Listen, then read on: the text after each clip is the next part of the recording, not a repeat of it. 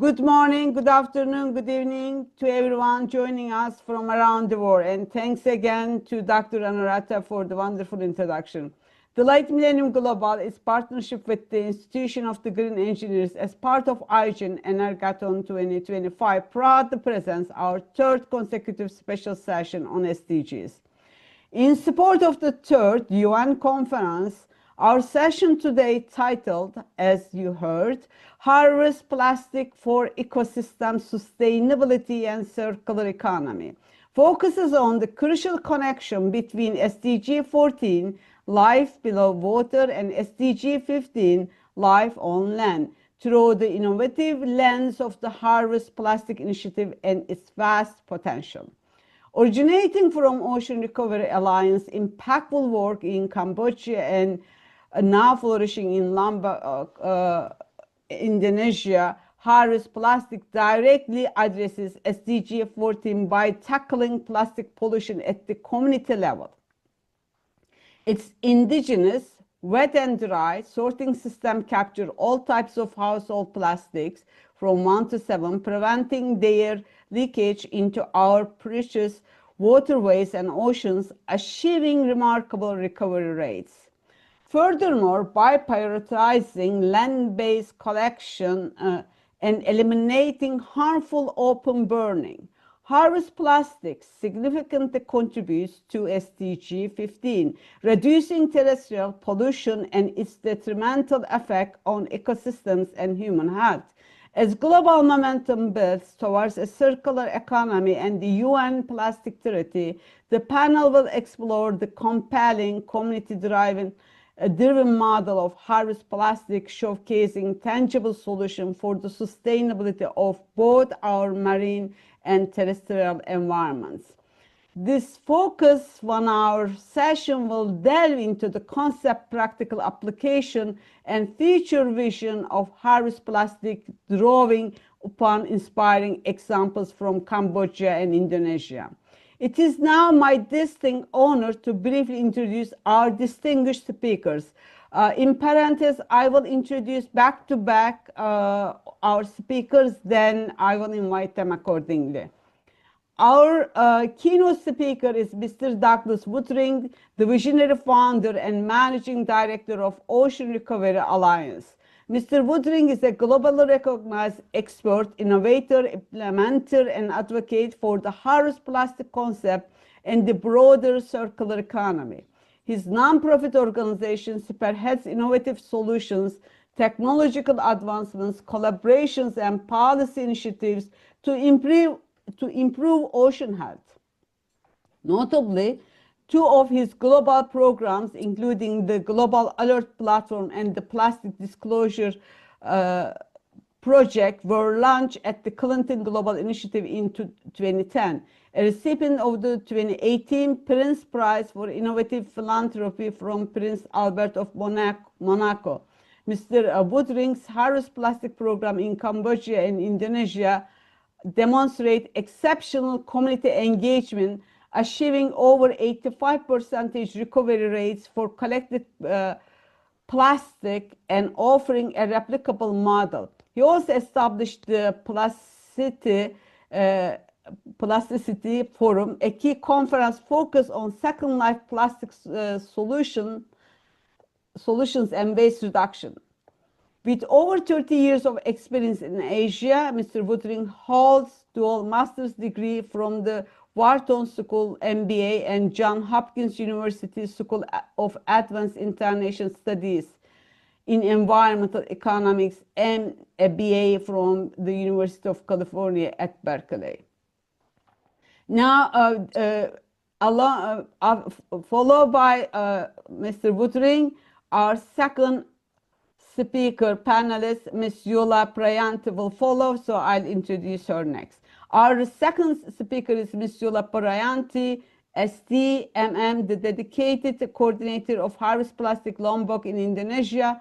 Ms. Prayanti is a former national Soronji Campo athlete who now passionately serves as an educator, facilitator, and community leader in supports environmental sustainability and sustainable tourism. With a strong academic background in engineering and tourism management, she has cultivated a multidisciplinary career that seemingly integrates sportsmanship, creativity, and effective leadership. Mr. Prayanti possesses significant experience in developing impactful community programs, managing large-scale national events, and effectively communicating crucial issues through digital platforms and educational initiatives. She holds a master's degree from Mataram University 2021 and a Bachelor of Electric Engineering Telecommunications from Vardiri University 2015. Now, our last speaker is going to be a high school youth speaker. Our inspiring youth speaker is Mr. Harish Guyani, is a bright 10th grade student from Chennai, India. Harish excels in science and mathematics and has achieved notable success, including a 5th prize in the National Vedic Maths Competition, 2 class trophies in abacus, and gold medals in football and cricket. He also earned a medal in the under-20 category for a remarkable 12-kilometer marathon in all-age competition. Furthermore, Harish is a proud award recipient in the 2025 JUC International Awards in the innovation category, dedicated to the water action decade, showcasing his commitment to the impactful solutions. And our dedicated session coordinator is, as you all know by now, Dr. Anuradha T. And providing essential technical and design support is Piyos Niranjan. Certainly, the core key person is President of the IGEN, Professor Ramesh. Now, before we give the floor to our keynote speaker, Mr. Woodring, let us take a moment to watch a short video that powerfully illustrates the core concept of harvest plastic. Niranjan, can we have, please? Let us watch the movie.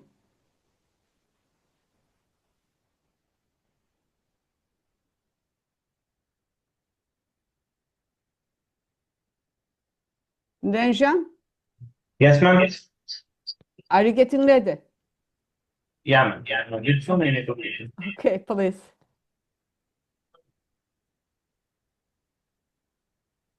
This one. Indian or Indian? I couldn't understand. Army.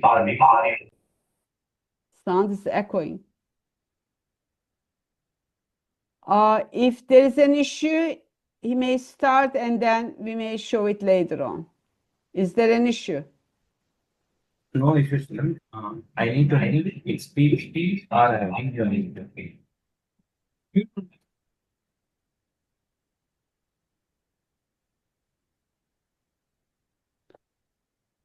Niranjan, okay. I'm impatient. No. The video. The video. Yeah.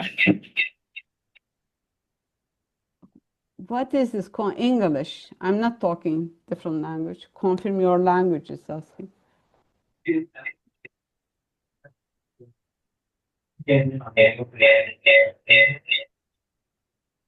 Niranjan, I think there is 2 audio is on and it's echoing. Can you check that?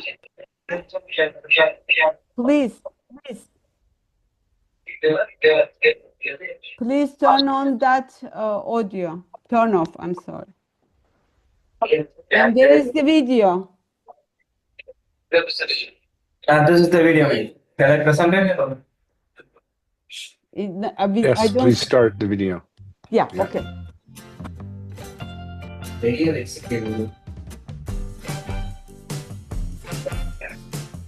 Menumbuhkan kesadaran terhadap diri saya sendiri sebagai masyarakat yang tentunya setiap hari menghasilkan plastik untuk lebih sadar dalam memilah sampah dan membuang sampah pada tempatnya.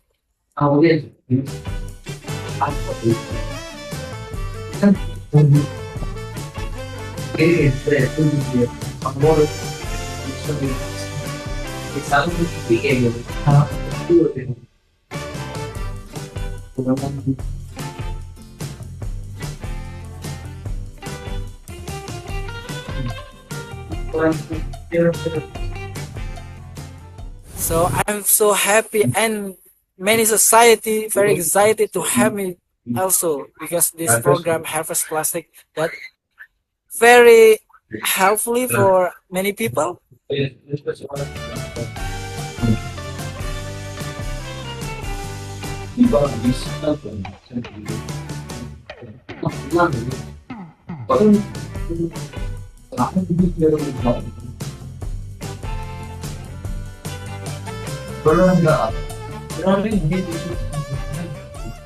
was a good initiative to increase the community awareness about the waste crisis and absolutely the plastic crisis in their own neighborhood.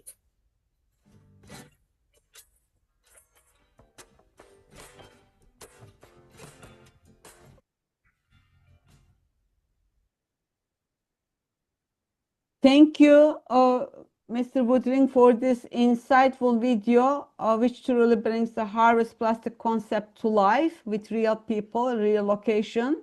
Now, it is great privilege to welcome you, Mr. Woodring, to our session. The floor is yours. Thank you very much. If I could share my screen, that would be great. Doug, too. Are you able to share it? It says sharing now, but I don't Okay. see it. I see it. Do you see it? Yes. Okay. Okay. Thank you, Great. everyone, for coming today, tonight, in the morning, everything. Birchan for having us here. So I'm going to talk a little bit about plastic pollution on a macro scale and how we got to where we are around the world. And then Yulia will come on and talk more about the Harvest Plastic program directly, which we're doing in Lombok, Indonesia. So caught in the wrap, we're wrapped essentially around the world with plastic. And it's a super challenging issue that we actually think is harder to resolve than climate change, just because there's so many different types and versions of plastic, and it's very, very difficult to capture it and use it in a way that creates value. But that's what we're showing can be done with Harvest Plastic. And we're going to talk about some of those challenges, but actually how some of it can work. As I mentioned, this issue is probably more complicated than climate change. It does not mean that it's bigger than climate change. Doesn't mean that it's stronger than climate change, but it's certainly more complicated. There's over 40,000 types of plastic in the world, made up of 7 major families of plastic, but they all the types have different recipes, basically, different chemicals, different additives, different melting points, different colors. And you can't just put them all together and make a new plastic bottle or a new car part or a new medical part. You have to sort them. And a great analogy actually is the opposite of, it's reconstituting an omelet. So if someone makes you an omelet with eggs and cheese and milk and mushrooms and ham, and then you say to them, oh, that's great, but I would like all those things back in their original format. That's pretty much how complicated recycling is today. This image is obviously a horrible image, and many of our countries have it. But it shows you 2 things. One is that if there's value for the material, in this case, the straws, someone will pick up those things and not throw them away. So if we put value on that material to begin with, because of some technology at the back end that can reuse it, we can avoid it being dumped or burned in the first place. Secondly, almost all plastic can be recycled, or it could at least be gasified or turned to energy. That's not the best option, but it is an option.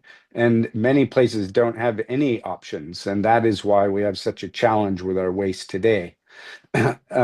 Unfortunately, also, a lot of people have grown up with plastic in their neighborhood, in their front yard, at their beach, and they just think it's the normal thing. They grow up as kids and they go to the beach and they have something like this. This was actually a picture in Hong Kong about 5 or 6 years ago in the summer. people went to the beach, or they went clamming, they had a good time, they went swimming, but they didn't do anything. They didn't clean anything up. They didn't call anyone. They just pretended it wasn't there. And this is the challenge we face, even with education, because if the teachers of today grew up in this environment, they don't feel it in their heart or in their brain that this is an issue. They don't even teach it in class because to them, this is the normal daily life. And this is the challenge that we all have to get around together. Even though we are called Ocean Recovery Alliance and we protect the ocean, plastic is a land-based problem. It comes from all of our communities and our villages and our towns and cities. And it goes through our waterways, mainly into the ocean. So if we can protect it and prevent it on land, of which at least 80% comes from land, and through our rivers, that's a much easier, better way to get it than actually going into the ocean and trying to find it when you get there. Some of you might have seen these images before of birds and ocean animals with plastic in their stomachs.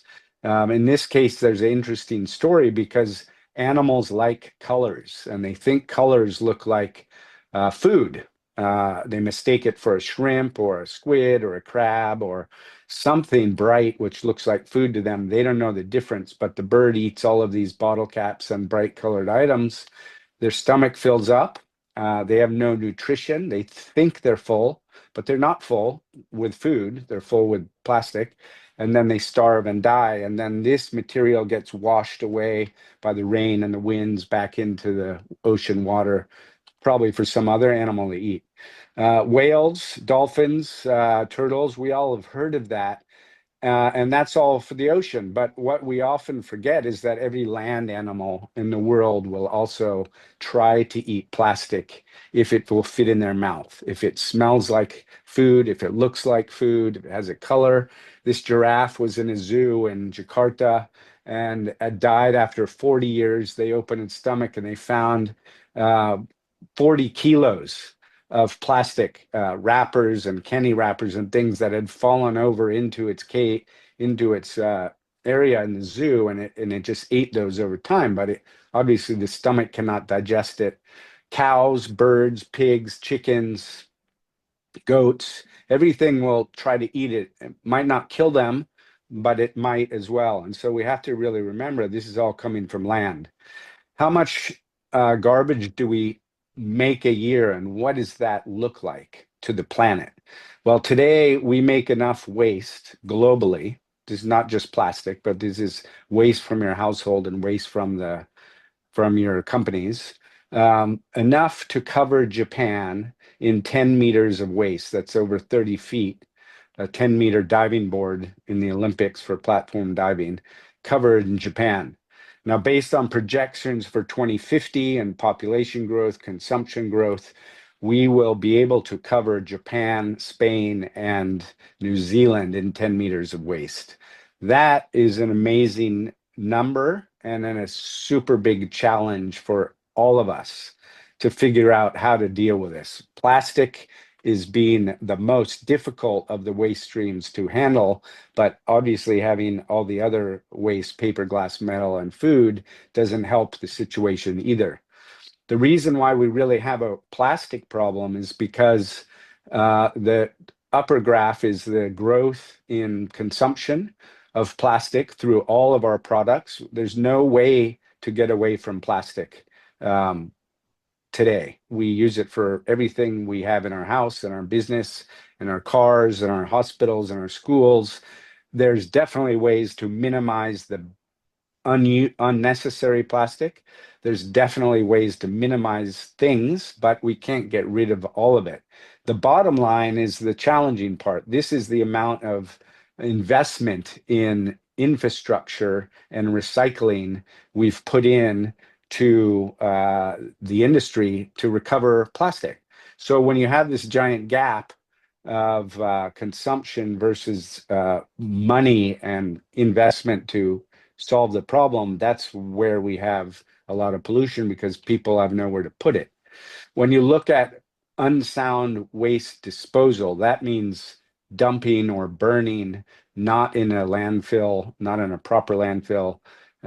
this shows you that as countries are more wealthy, down here at the bottom, they have more money to do recycling, have garbage pickup in their cities and towns, and they basically manage the waste in a better manner. Recycling, landfill, maybe incineration, waste energy. All the other dots on the map are the other countries that have a little bit lower per capita income, and they do not have waste management capacity at the extent needed to really solve a problem.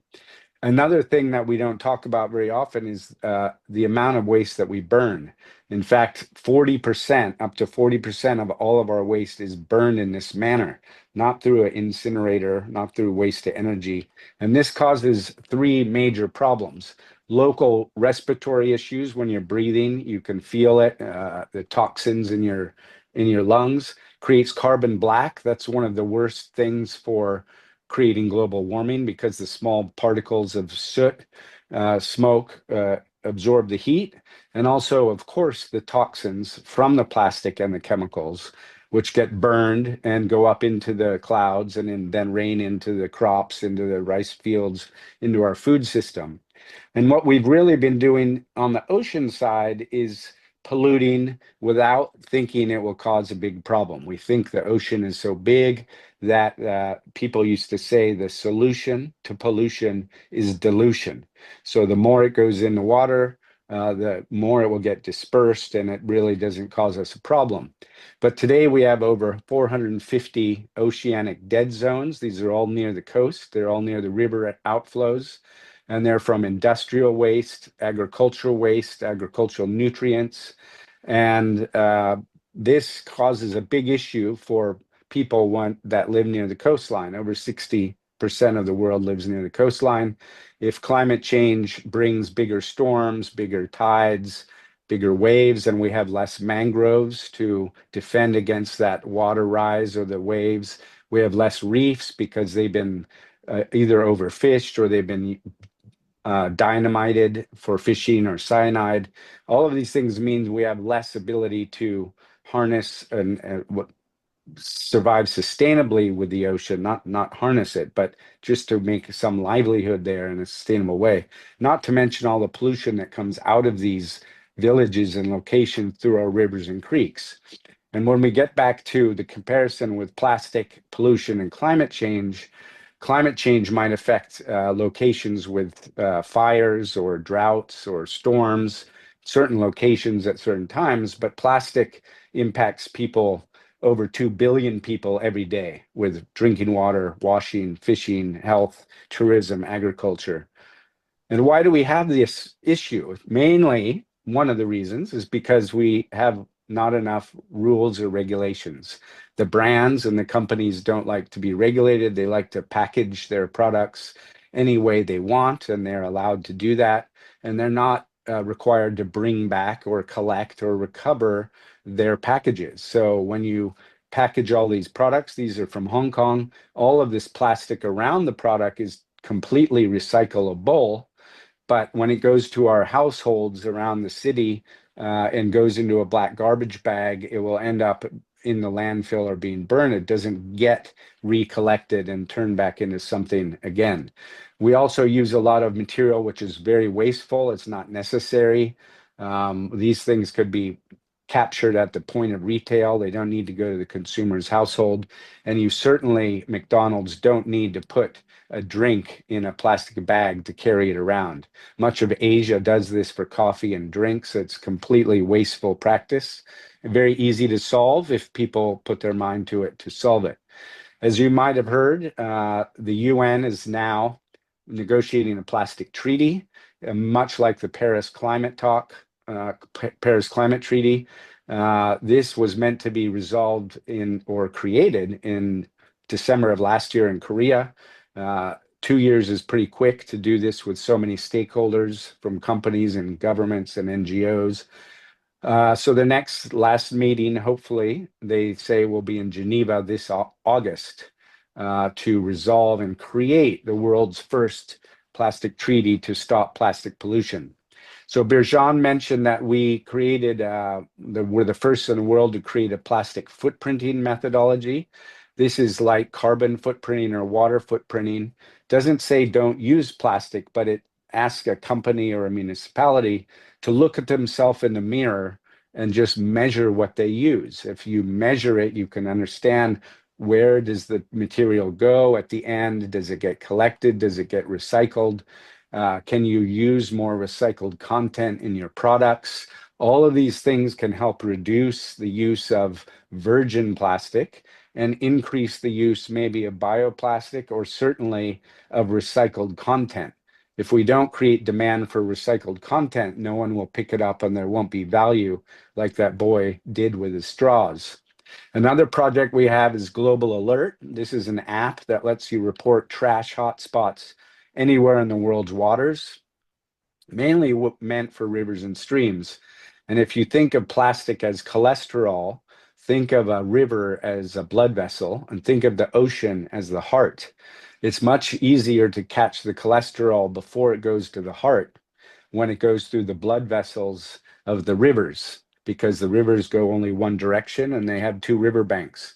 So when you look at a big country like China or any country, sometimes people say, well, I don't live near the ocean. I don't really care about the ocean. I don't see it.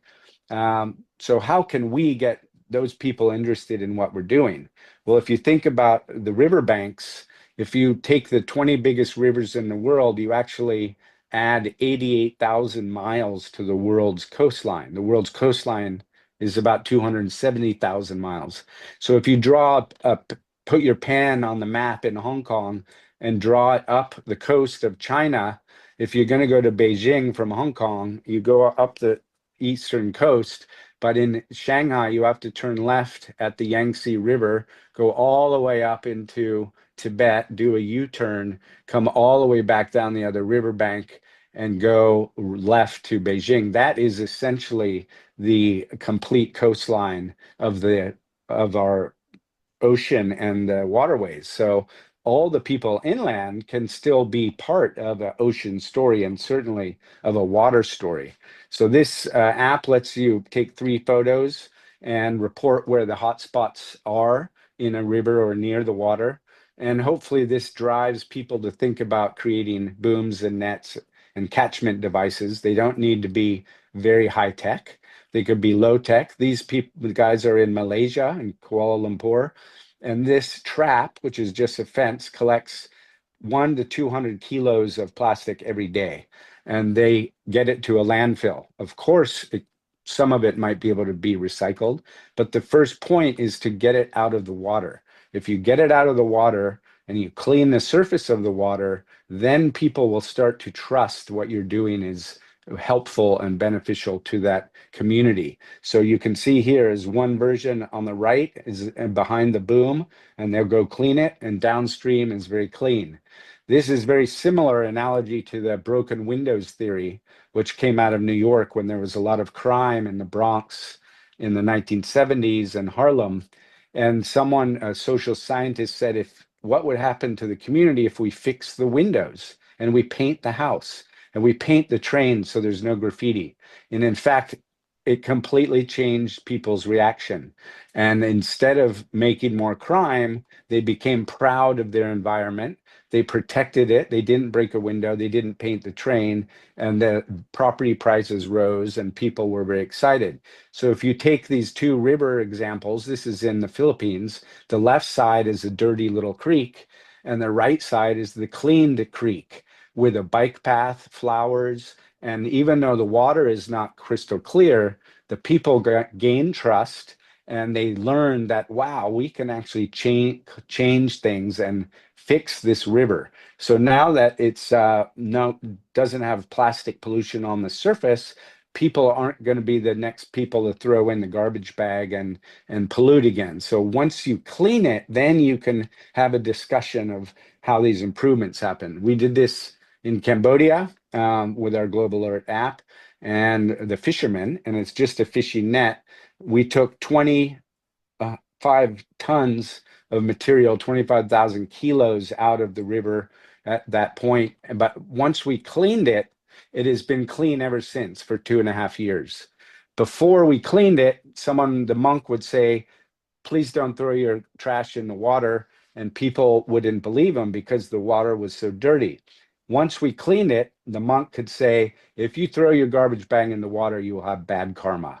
And that immediately has a resonating effect in this part of the world.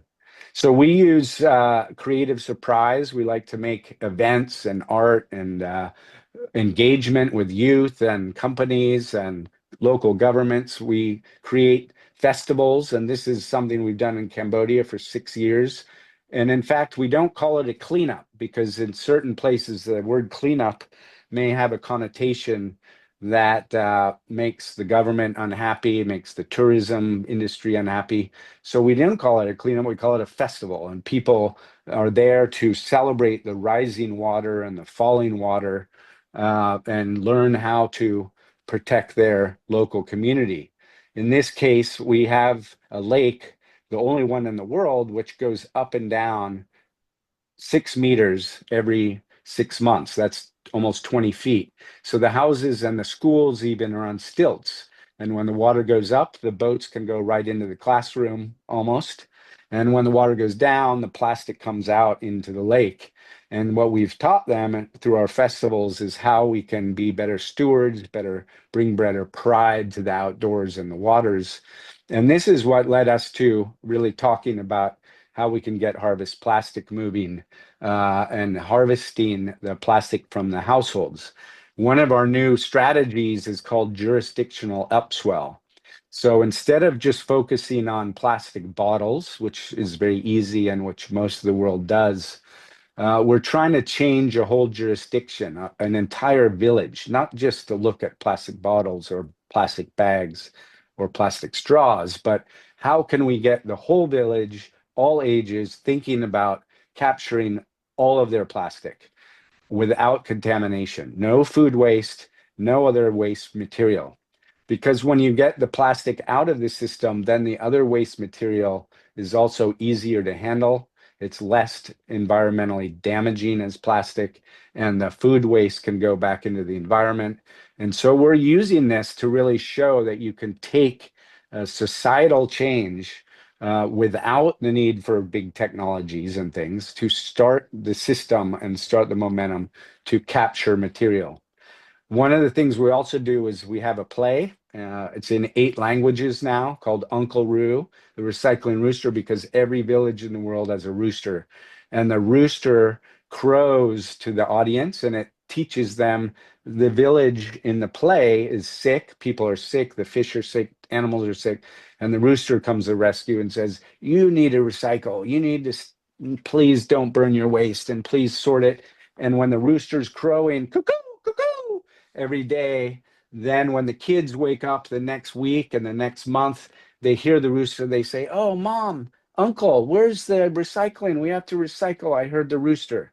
So we have this in 8 languages. We'd love to have some shows in India. And this helps us with a discussion with the youth. So really what we're trying to prove here is that you can focus on all kinds of plastic. If you get all of them without contamination, the entrepreneurs and the innovators will come to the rescue. And this creates new economies, new jobs. It also immediately avoids dumping and burning into our ecosystem. So with that, I'm going to hand the screen over to Yulia, and maybe we can take some questions at the end. Thank you very much for having us here today as well.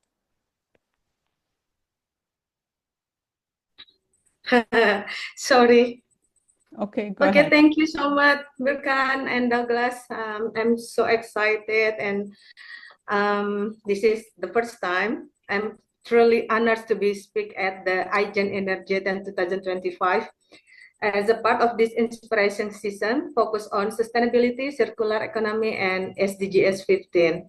So I would like to share how our community in Indonesia are tracking plastic waste.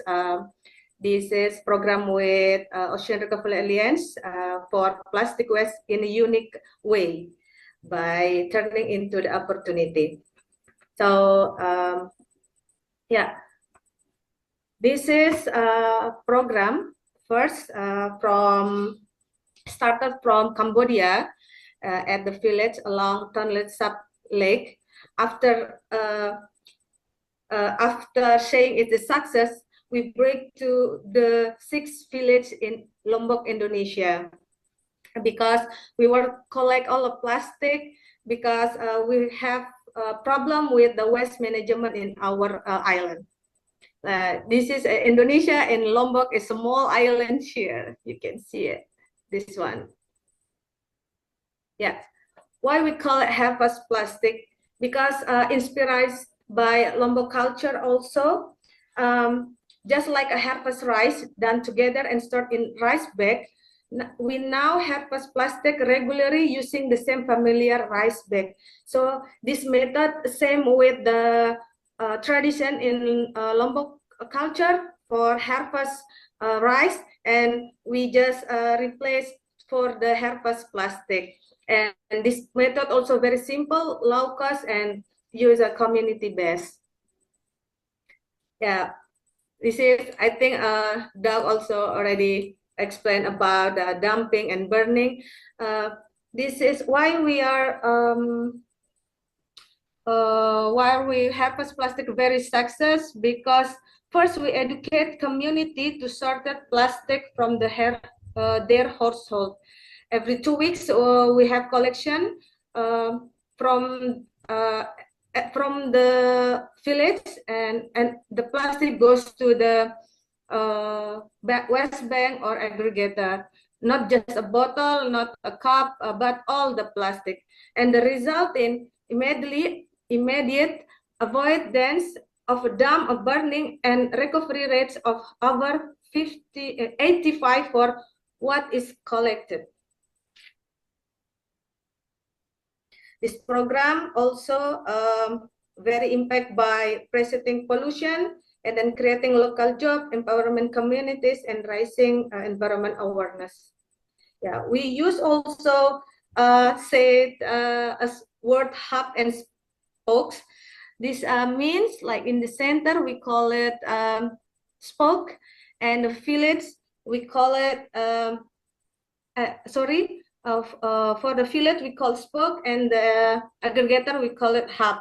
We create this system that mirror the way communities harvest plastic.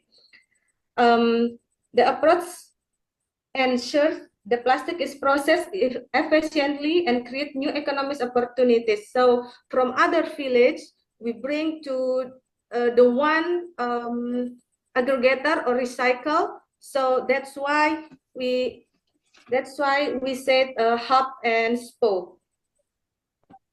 We always begin one village and one community, and after that we replicate at the other village. That how we see we see juridical ups well. We start one entire village, and now we have 60 village, and then more than 2,000 community join with this program, and more than 100 volunteer and communities organization join with us. Yeah, this is the graphic what we do last year in 2023 and 24. We have collection point every 2 weeks in 6 village, almost 6 tons. We have for the collection plastic, and all the plastic, not just bottle, we bring to the aggregator and waste bank, so it will be helpful. And also this graphic also this year we begin in March and April. Yeah, harvest plastic and contaminate plastic from village community. What we have a unique selling point, because the plastic clean, plastic is easier to recover, and we have 85% recovery rate to go into recycling once collects.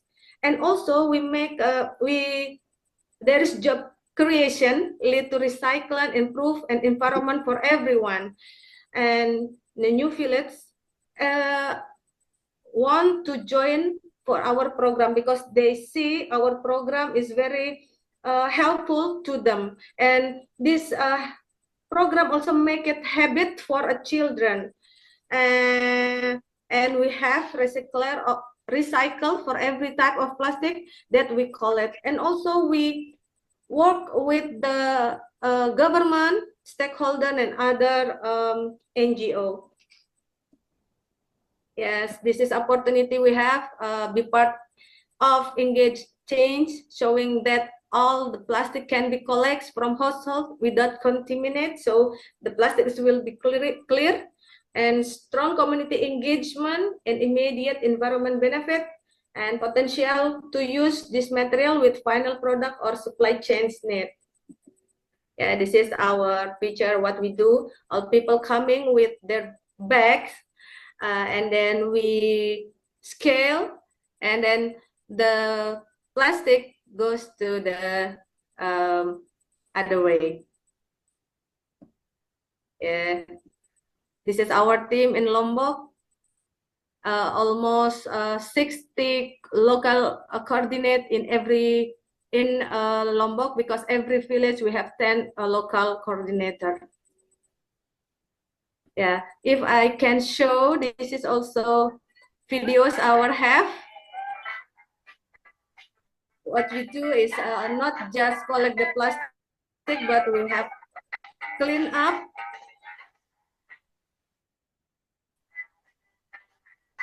and education and socialization. This is implement with the unique method. Every people very excited to join.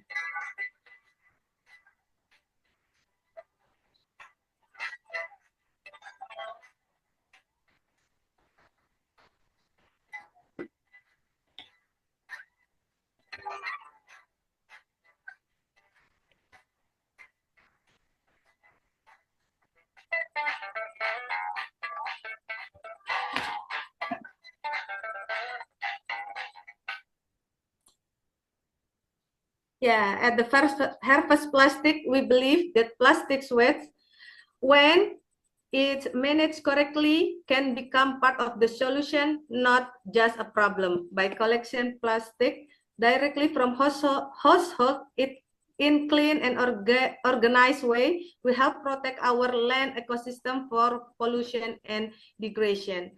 Our approach is aligned with SDGs 15, Life Online. We prevent plastic from entire soil, river, and etc. We reduce the need for burning waste, and we empower communities to become active of their environment. So maybe just that I can explain about harvest plastic. Thank you so much for my part of the share. Thank you. Thank you, Yola. If we have time, we will have some question, hopefully. Now I directly invite Harish Gayani. Harish, are you going to able to share your screen? Floor is yours.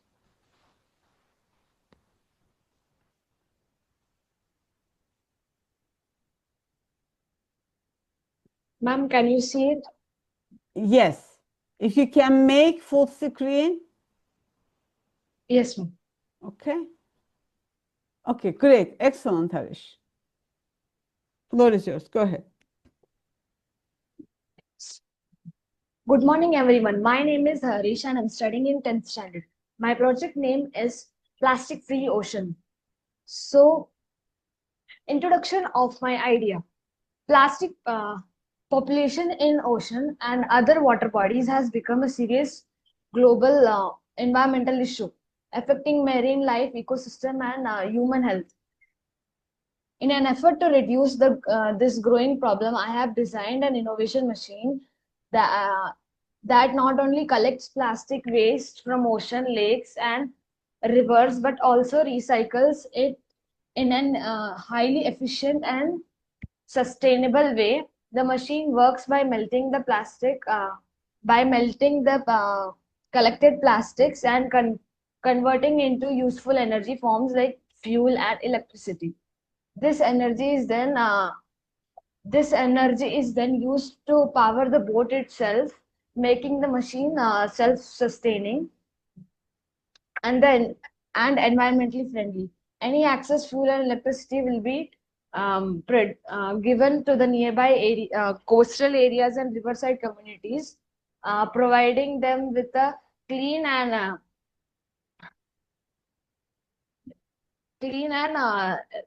energy resource.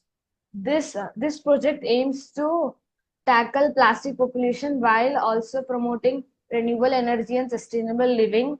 Through this solution, I hope to contribute a cleaner ocean and a healthier planet for the future generation. So, I designed a ship which will go to the great plastic garbage batch and then collect it and bring it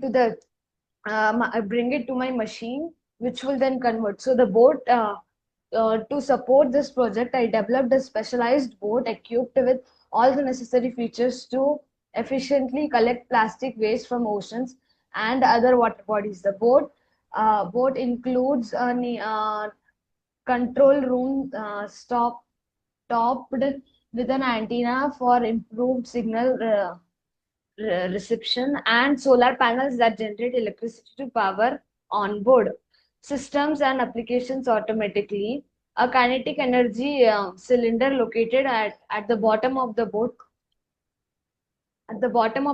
captures energy from the movements, serving as a backup power resource. A mechanical claw at the front is used to collect floating plastics, and for plastics that are tangled or difficult to retrieve, a cutting blade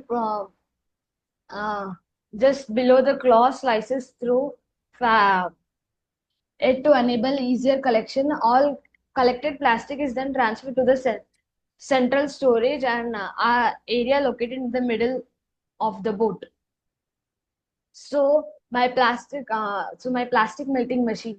The plastic melting machine starts with a conveyor belt that transports plastic waste into a heating chamber where a metal plate is heated, which then shrinks the plastic into smaller pieces.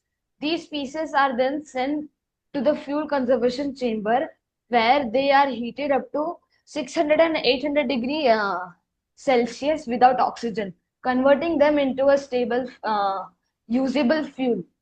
Large or heat resistant plastic are directly are to a separate chamber where they are evaporated by using radiation and heat, generating high pressure in an airtight space. This pressure drives in a turbine fan positioned uh, before the filtration system, generating electricity. The airflow then passes through HAPA filter, ATP filter, and carbon active filter to purify the gases, ensuring no harmful emanations are released. Thank you. That's all. Thank you, Harish. It is inspiring as a young, bright, innovative thinker. He Thank you, had ma'am. another project. Congratulations. Maybe someone will fund it in the future. Thank you. I have several questions, but first I really like to touch the point you made, metaphor, wonderful metaphor, Doc Woodring, about the human body and veins and garbage and the rivers and the nature and our body. It was really remarkable, unforgettable metaphor.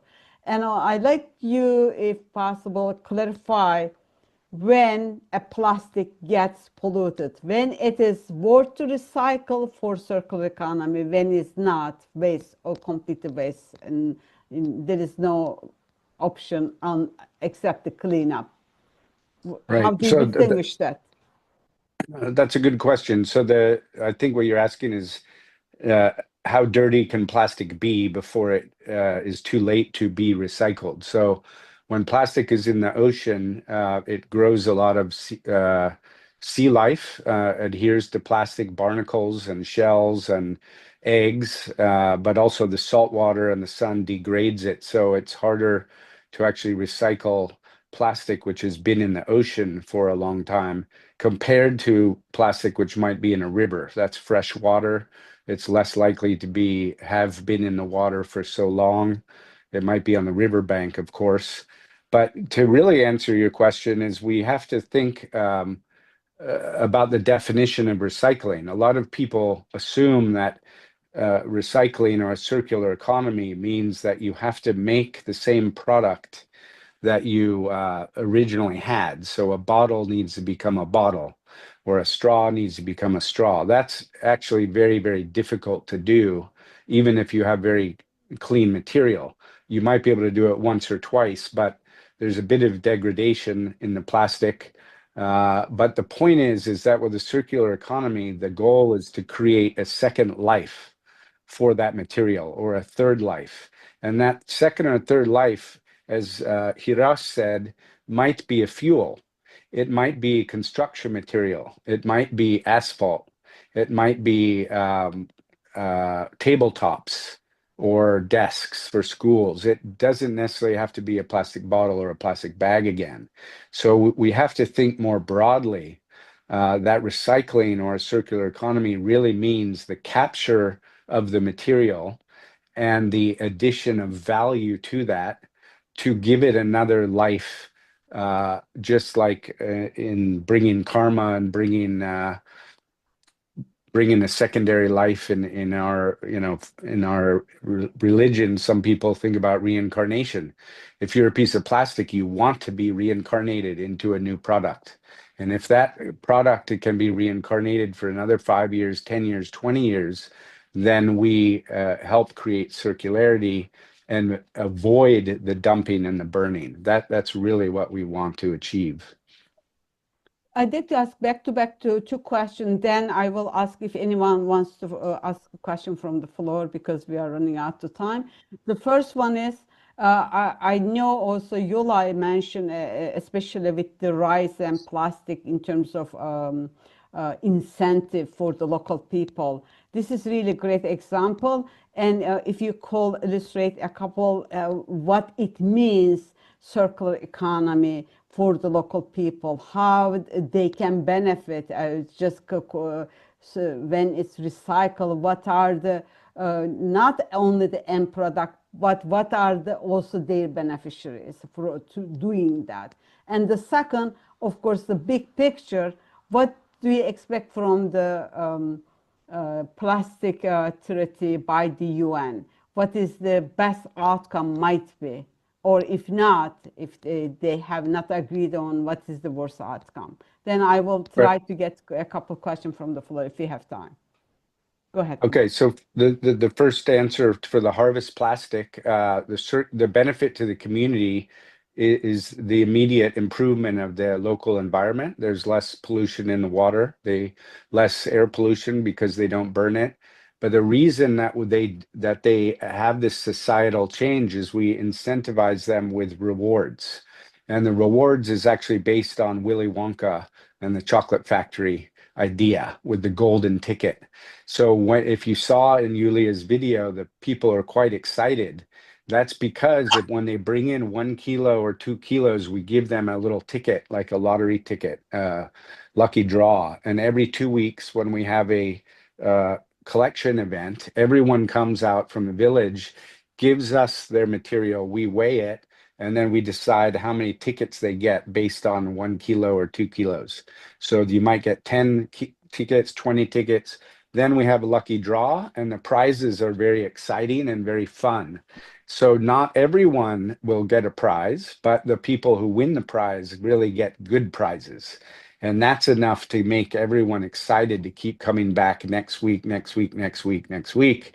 And the program's growing. And that makes it more sustainable for us as the program operator, because we don't have to pay 20,000 people every 2 weeks.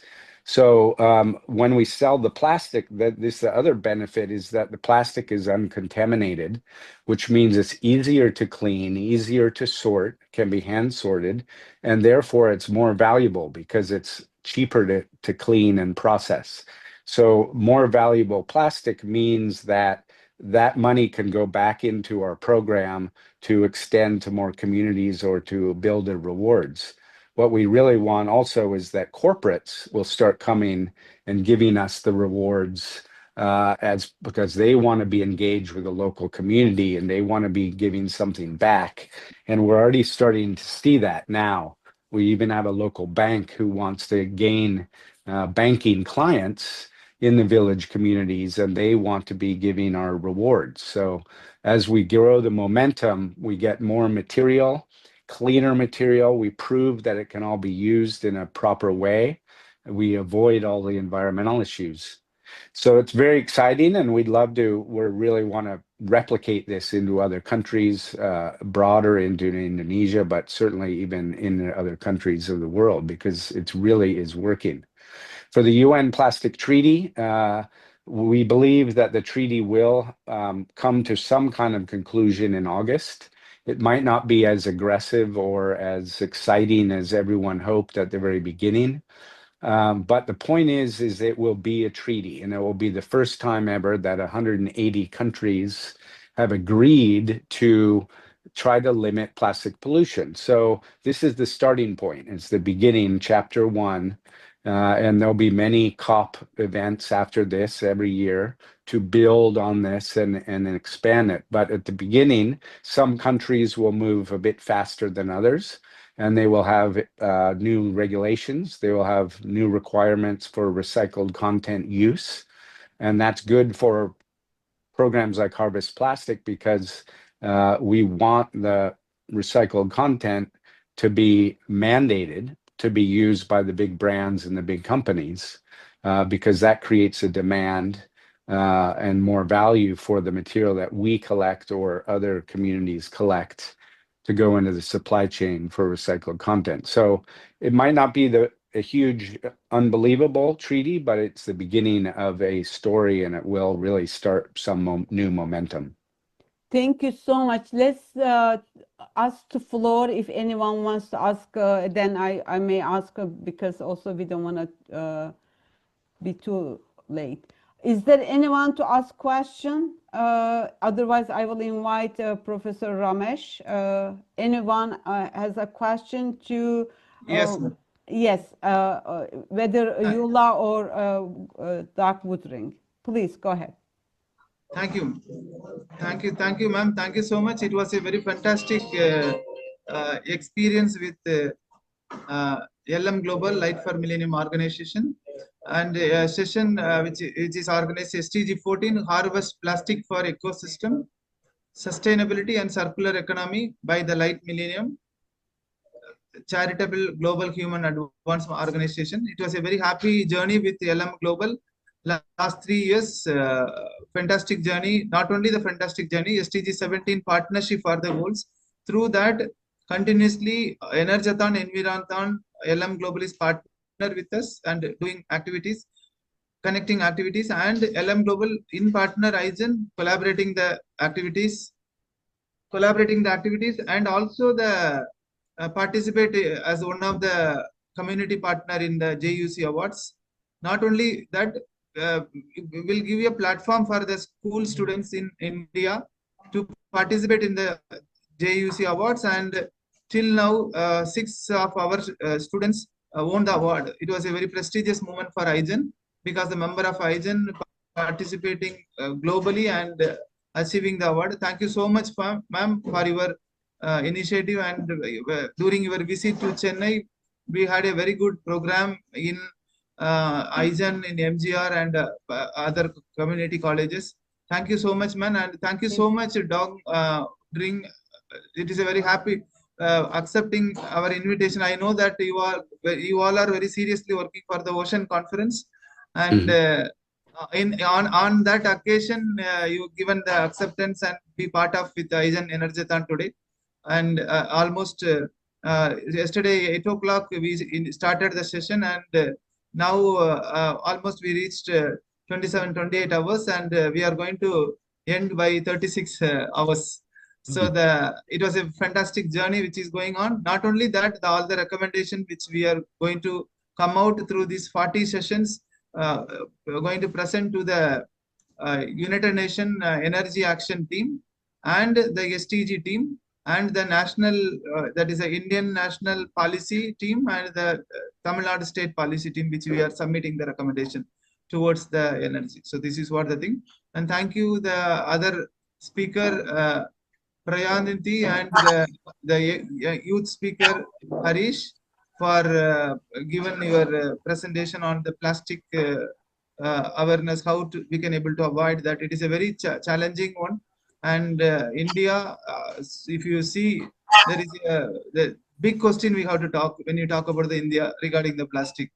How we can able to control that. That is a very big question. We can have a very another 36 hour session for that. How to stop plastic in India. Okay. Anyway, thank you so much, ma'am. Thank you all. Thank you so much. And over to Fatma. Ma'am, you are I think continuing. I have a closing session. Yes, So ma'am. Yes, ma'am. brief. Continue. I will be quick.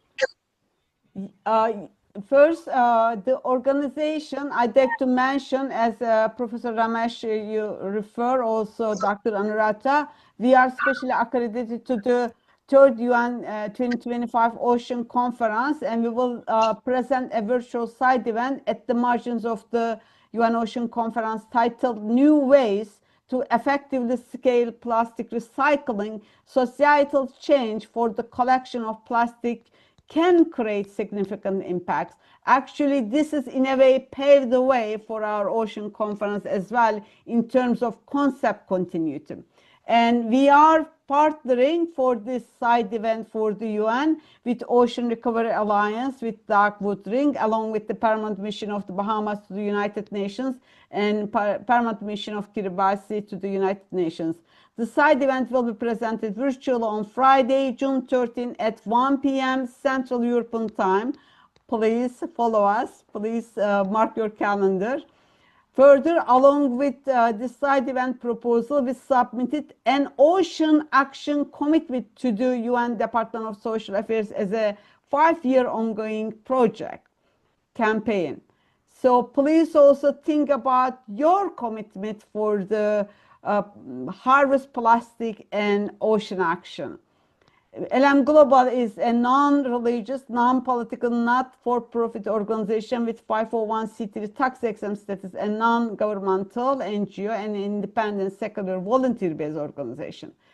And once again, thank you to Professor Ramesh, Dr. Anuradha, thank you Niranjan. Certainly thanks many to our keynote speaker, Doug Woodring, our panelist, Ms. Yula Prayani, and our high school youth panelist, Harish Gayane. Thank you to all. Back to you, Dr. Anuradha.